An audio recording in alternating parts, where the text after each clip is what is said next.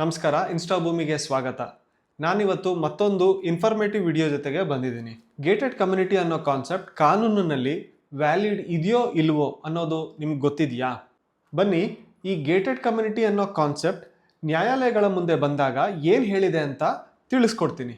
So ಮೊದಲಿಗೆ classic orchids versus state of Karnataka ಈ high court writ ಪಿಟಿಷನ್ನಲ್ಲಿ ಕೋರ್ಟ್ ಏನು ಜಡ್ಜ್ಮೆಂಟ್ ಕೊಟ್ಟಿದೆ ಅಂತ ಅಂದರೆ, ಗೇಟೆಡ್ ಕಮ್ಯುನಿಟಿ ಅನ್ನೋ ಕಾನ್ಸೆಪ್ಟ್ ಇಲ್ಲ. ಒಂದ್ಸತಿ ಲೇಔಟ್ ಫಾರ್ಮ್ ಆದಮೇಲೆ ಲೋಕಲ್ ಪ್ಲಾನಿಂಗ್ ಅಥಾರಿಟಿಗೆ ಸೇರ್ಬಿಡುತ್ತೆ. ಇದಾದ ನಂತರ ಆ ಲೇಔಟ್ನವರಲ್ಲದೆ ಬೇರೆ ಪಬ್ಲಿಕ್ಗೂ ಫುಲ್ ಆಕ್ಸೆಸ್ ಸಿಕ್ಬಿಡುತ್ತೆ.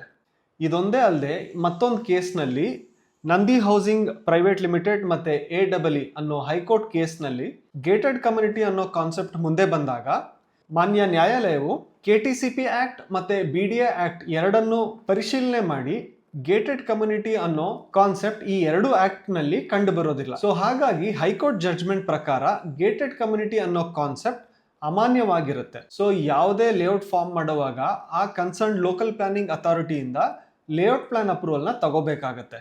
ಯಾವುದೇ ಹೊಸ ಲೇಔಟ್ ಫಾರ್ಮ್ ಮಾಡುವಾಗ ಅಲ್ಲಿನ ಕನ್ಸರ್ನ್ ಲೋಕಲ್ ಪ್ಲಾನಿಂಗ್ ಅಥಾರಿಟಿಯಿಂದ ಪ್ಲಾನ್ ಅಪ್ರೂವಲ್ನ ತಗೋಬೇಕಾಗತ್ತೆ.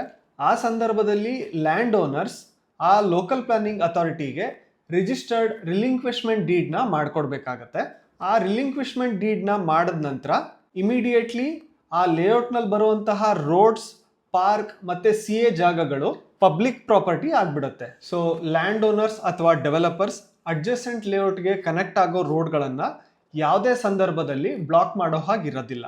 ಸೊ ನಾನು ಕೊಟ್ಟಿರೋಂಥ ಈ ಇಂಪಾರ್ಟೆಂಟ್ ಇನ್ಫಾರ್ಮೇಷನ್ ನಿಮಗೆ ಇಷ್ಟ ಆಗಿದ್ರೆ ಒಂದು ಲೈಕ್ ಮಾಡಿ. ಹಾಗೆ ಗೇಟೆಡ್ ಕಮ್ಯುನಿಟಿನಲ್ಲಿರುವಂತಹ ನಿಮ್ಮ ಫ್ರೆಂಡ್ಸಿಗೆ ಮತ್ತು ಗೇಟೆಡ್ ಕಮ್ಯುನಿಟಿನಲ್ಲಿ ಸೈಟ್ ತಗೊಬೇಕಂತ ಪ್ಲ್ಯಾನ್ ಮಾಡ್ತಾರೋಂಥ ಫ್ರೆಂಡ್ಸಿಗೆ ಈ ವಿಡಿಯೋನ ಶೇರ್ ಮಾಡಿ.